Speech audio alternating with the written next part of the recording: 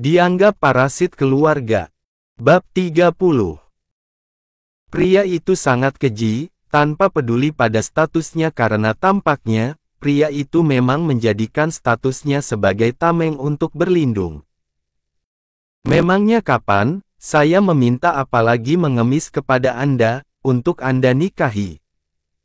Sergah Sofia susah payah menahan emosi.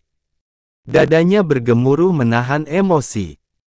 Saya tidak pernah meminta apalagi mengemis untuk Anda nikahi. Mereka yang di sini menjadi saksi. Termasuk pegawai rumah sakit. Semuanya hafal kepada Anda. Malahan, cara Anda begini telah membuat Anda mempermalukan diri Anda sendiri. Anggapan Anda menikahi janda untuk mengangkat derajat mereka benar-benar hanya kedok. Anda berlindung di balik status Anda, mengandalkan kedudukan dan juga nama baik agama sebagai tameng dari kelakuan Anda yang bobrok. Jika bagi Anda seorang janda seperti saya harus bekerja dari pagi ketemu pagi lagi hanya untuk bisa makan, Anda sebagai tua bangka tak tahu diri dengan begitu tak tahu diri mengejar janda dari pagi ketemu pagi lagi. Memangnya kakek-kakek seperti apa, yang dengan sengaja mengejar janda tanpa kenal waktu, dari pagi ke pagi lagi, dan tak segan menunggu di depan kontrakan si janda, sampai tetangga sibuk negur. Memang, tua bangka seperti apa, yang sudah diperingatkan berulang kali oleh banyak orang, malah ngamuk ketika lagi-lagi mendapat penolakan. Sofia benar-benar murka. Ia sampai berbicara panjang lebar. Kalau Anda tetap di sini, berarti Anda memang tidak tahu diri. Paling tidak andai Anda tidak peduli kepada diri Anda, pedulilah pada keluarga Anda yang juga akan malu menanggung kelakuan Anda. Beberapa pria yang awalnya sedang makan, saling bertatapan. Mereka yang jumlahnya ada 4 orang, kompak berdiri meninggalkan tempat duduk mereka kemudian menghampiri Pak Haji. Mereka menawarkan kawalan kepada Pak Haji. Mau kawalan baik-baik, atau malah secara paksaan? Kalian lagi, apa-apaan? Maki Pak Haji pada keempat pria yang menawarinya kawalan agar tidak lagi berulah di sana. Sudah diperingatkan baik-baik, masih saja ngeyel. Cibir salah satu dari pria yang akan memboyong paksa Pak Haji keluar dari sana. Bah! Sampai kapanpun, saya tidak akan lupa kepada Anda. Tegas Kalandra menatap marah pria tua yang wajahnya terlihat sangat merah dan ia pastikan itu karena kopi panas yang ia siramkan di sana. Pak Haji langsung menatap Kalandra, bahkan semua yang meringkusnya, terlebih itu Sofia, dengan tatapan tak kalah marah. Awas ya, kalian. Awas kamu Kalandra, awas kamu, Sof. Wajah kalian bakalan saya blokade. Kalian tidak boleh lewat di depan rumah saya. 2 orang pria terpaksa mencekal tangan Pak Haji, menggiringnya dari sana. Bentar, itu sudah bayar belum? Makan sama minumnya, ujar pria yang belum mencekal Pak Haji. Sudah, biarkan saja. Saya kasih gratis, kasihan sudah marah-marah padahal ngakunya paling benar. Asal dia pergi dan enggak berulah lagi, saya ikhlas lahir batin. Ucap Sofia yang kemudian pergi dari sana. Keempat pria yang akan menggiring Pak Haji kompak mengejek Pak Haji. Pak Haji. Mengejar janda dari pagi ketemu pagi lagi demi dapat sarapan gratis. Kurang ajar, kalian. Kalau kalian mau tahu uang saya, lihat dompet saya. Uang saya banyak. Lihat. Buru-buru Pak Haji mengambil dompetnya dari celana panjang bahan berwarna hitam yang ia kenakan. Dengan gagah ia membuka dompet lipat, yang kali ini malah tak ada isinya selain sebuah kertas putih yang terlipat di sana. Pak, insyaallah. Malu, jangan berulah apalagi nikah lagi. Keempat pria yang awalnya sudah mengejek Pak Haji, kompak tertawa setelah turut serta membaca tulisan di secari kertas dan baru saja Pak Haji buang sekaligus injak-injak. Kini, hanya satu yang Kalandra khawatirkan. Mental Sofia. Kalandra yakin, Sofia belum mau menikah. Sofia masih ingin fokus mengurus Daim sambil terus bekerja. Apalagi ia paham, wanita seperti Sofia memiliki tekad kuat sekaligus mimpi tinggi. Namun jika kejadian seperti Pak Haji kembali terulang lagi, atau parahnya orang-orang seperti mereka sampai nekat menjebak Sofia, Kalandra mendadak tidak bisa berpikir. Ia paham posisi Sofia karena itu juga yang ia rasakan meski mereka ada karena kisah sekaligus luka yang berbeda. Mulai sekarang, kalau ada apa-apa, kamu wajib cerita, biar kejadiannya enggak kayak tadi, ujar Kalandra yang memang menyusul Sofia. Sofia yang baru beres memandikan Daim, membungkus tubuh bayi itu menggunakan handuk, berangsur mengangguk-angguk tanpa menatap Kalandra. Karena jujur, diperlakukan seperti beberapa saat lalu oleh Pak Haji, juga sangat melukainya. Iya, Sofia merasa sangat terluka. Malahan saat memandikan Daim tadi, ia sampai menangis. Namun, bukan berarti Sofia akan lemah hanya karena insiden tadi. Karena bagi Sofia, mengorbankan semua yang telah ia bangun dan itu jauh dari mudah, hanya untuk bersedih, sama saja dengan bunuh diri. Untuk bertahan, Sofia harus berjuang sendiri tanpa mau mengandalkan orang lain karena Sofia sadar, yang mampu menolongnya hanyalah dirinya sendiri. Ditambah kini, tanggung jawab Sofia bukan hanya dirinya saja. Ada Daim yang juga harus Sofia perjuangkan. Yang dengan kata lain, Sofia harus lebih tegar, lebih tahan banting, dan juga lebih kuat dari sebelumnya. Kamu boleh saja sedih, tapi bukan berarti gara-gara ini kamu menyerah, ucap Kalandra. Iya, Mas. Aku enggak akan menyerah, kok, yakin Sofia yang kemudian mengurus Daim sebelum memakaikan pakaian kepada bayi itu. Kalandra menghela napas lega walau rasa sesak bahkan sakit masih tertinggal di dadanya. Kedepannya, demi jaga-jaga, kamu tinggal di rumahku dulu, lanjut Kalandra. Enggaklah, Mas. Takut malah jadi fitnah. Nanti aku cari cara lain saja. Semacam pindah kontrakan yang enggak bisa didatangi sembarang orang. Bismillah sambil cari-cari. Ya sudah, nanti aku sambil bantu cari, balas Kalandra yang menjadi tidak tega kepada Sofia maupun Daim. Ini kok aku jadi makin khawatir gini, ya, batinnya.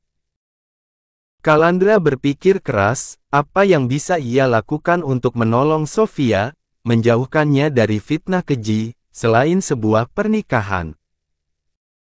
Malamnya setelah menutup kantin, Sofia dikejutkan oleh kedatangan Kalandra yang sampai detik ini masih memomong Daim. Sofia pikir, pria itu ada kepentingan hingga harus sesegera mungkin mengembalikan Daim kepadanya. Namun, nyatanya Sofia salah. Kedatangan Kalandra ke sana dan memang masih sambil mengemban Daim karena pria itu mengajak Sofia pergi. Kalandra mengajak Sofia ke rumah orang tua pria itu. Memangnya, ada acara apa, Mas? Tanya Sofia gugup sekaligus takut. Kenapa Kalandra sampai mengajaknya, di tengah waktu yang sudah malam? Kini sudah 8:30 malam.